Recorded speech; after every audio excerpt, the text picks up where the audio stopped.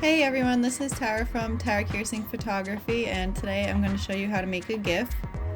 Here I have all of my images open in Adobe Bridge. Just go to the top and click Tools, Photoshop, Load Files into Photoshop Layers.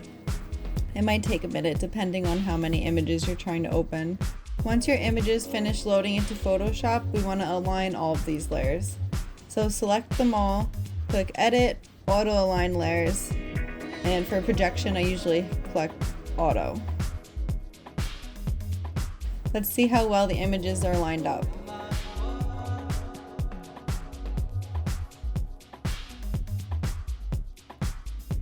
The first and last image are slightly shifted, so I'm going to make a copy of the first image, bring it all the way down to the bottom underneath every layer, and see if that lines up nicely with my bottom image.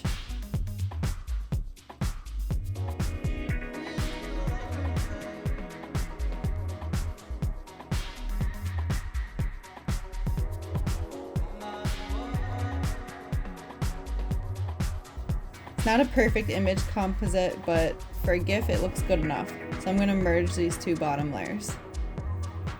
There's still some missing information in a few frames throughout the GIF, so I'm going to crop in slightly.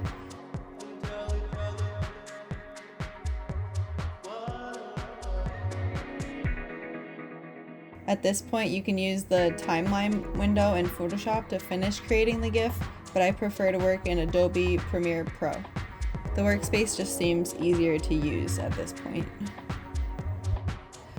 Now to get my images into Adobe Premiere Pro, I need to save each layer as an individual JPEG.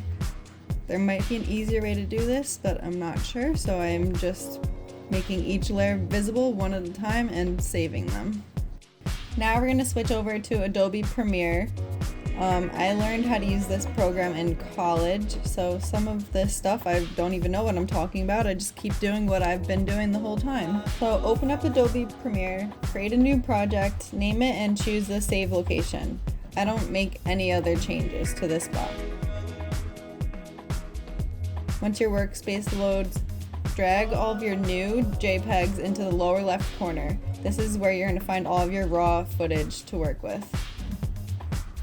For some reason these didn't load in numerical order, so I'm just making sure I drag each file over to the timeline in order. If a pop-up window says something about your timeline not matching what you're trying to place there, just click OK and change the timeline. Once you have all of your images in the timeline, all in order, select all of the clips, right-click in the center of one of the clips, select speed/duration, and change it to about half a second. With all the clips still selected, click Sequence, Close Gap. I'm just reviewing my JPEG, seeing if there's any changes that will make it play smoother. I ended up removing a few clips so there's less jumping around.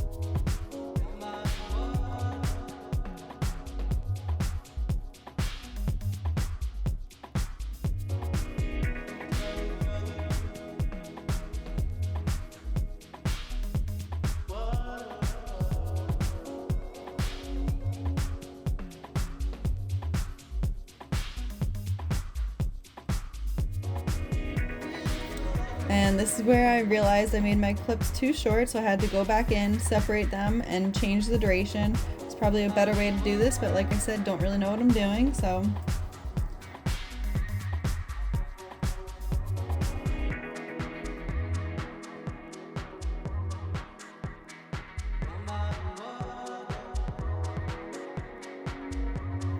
Now that I'm happy with what I have, I select all of the frames, copy and paste them 2 to 3 times, that way it looks like it's on auto repeat.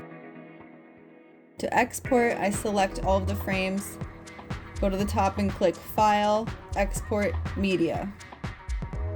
In the format drop-down window, I was taught to select H.264. In the preset, you can change the size of your video, but I usually select match source high bitrate. Click on the blue text by the output name to name your file. If everything looks okay, hit export in the bottom right corner. If this worked, you should now have an MP4 file that you can use to post on Instagram, use as a post, a story, a reel, whatever. MP4s are usually a lot easier to share than an actual GIF file. And this is the video we ended up with. A lot of steps, but looks pretty cool. It's weird if I end the video and don't tell you to follow me, right?